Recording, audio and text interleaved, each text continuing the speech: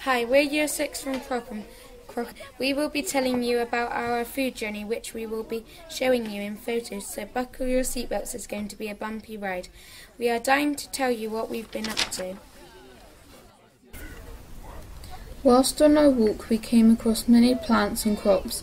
One special crop we came across was the broad bean, which was nice and healthy as the flowers were open wide on the stalk. Crops that we saw in the field were oats, barley, wheat and beans. Barley has a beard, wheat is like barley without the beard, and oats are not as packed together and more spread out.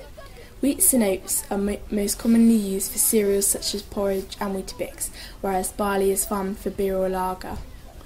Broad beans were flowering when we visited, and last year barley, wheat and oats were grown where the beans are now due to crop rotation. The crops in that field have been growing there for over 3,000 years. We also got a chance to have an oat biscuit. That was nice. A little way on, we stopped at a patch of nettles and saw they had been munched on by something. We turned over a nettle leaf, which had a caterpillar living in it. Because caterpillars curl up in a nettle to protect itself from predators, like blue tits. Then we saw the birds fly around the crops trying to find insects. Rob told us that the caterpillar was a burnished brass moth / caterpillar.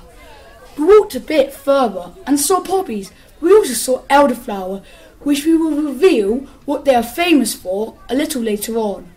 Rob told us that one baby blue tit needs 100 caterpillars every day, but in one nest there's 15 chicks, so the mum and dad need to get 1,600 caterpillars in one day.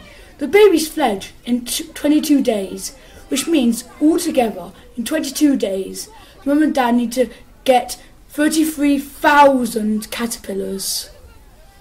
We met the farmer Chris. Connor asked him how cows mate. He replied, artificial insemination. He also said he could choose if they had a male or female calf. Chris told us about how important grass is for feeding cows, sheep and horses. He said the grass was the most important crop in Britain. He showed us Yorkshire fog grass. It was very soft. His cows are red Devons. They are raised for meat, but we need other breeds of cows to produce milk to make cheese for pizzas. We went through some fields that haven't been grazed for several years. There were lots of thistles, nettles and brambles. There are even small trees growing up. Ants are after aphids and farming for honeydew, but ladybirds like to eat aphids. Ants try to sting and chase away ladybirds.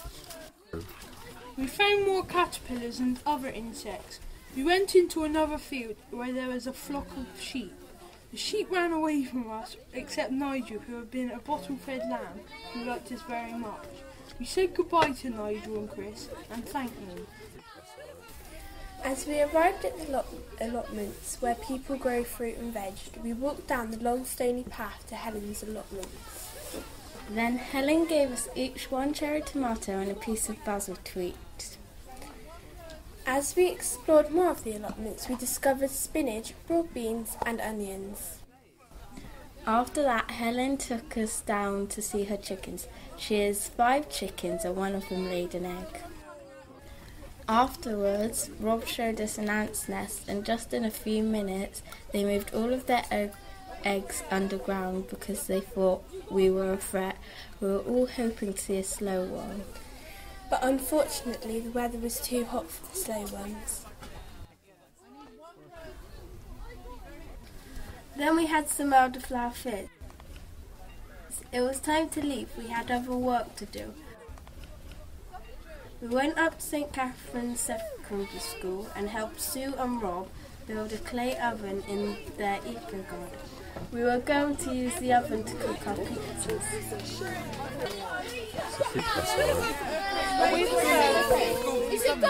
You got a hand. I need one person who's going to be very to get an extra joke. That's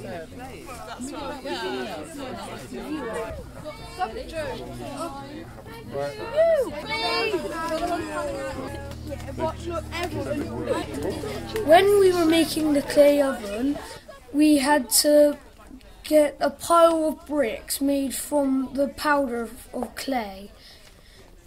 We had to smash the pile of bricks into the clay that was already mixed. Then we added water to soften the mud.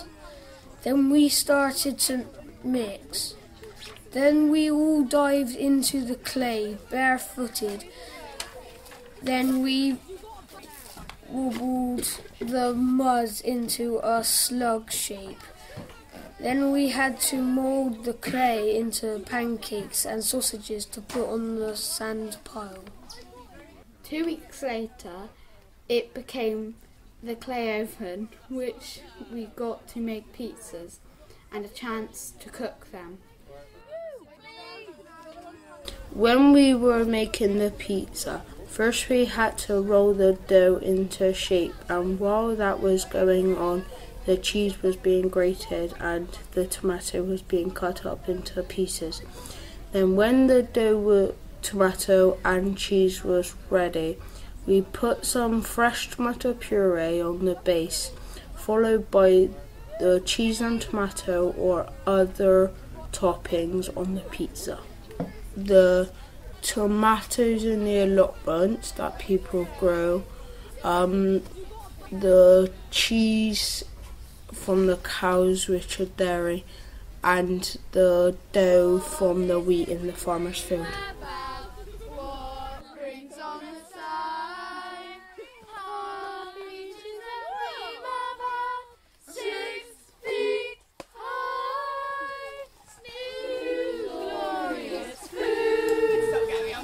Burn, sausage and menu. Just loosen your belt. 2 inches and then you work up a new appetite in this internet of food.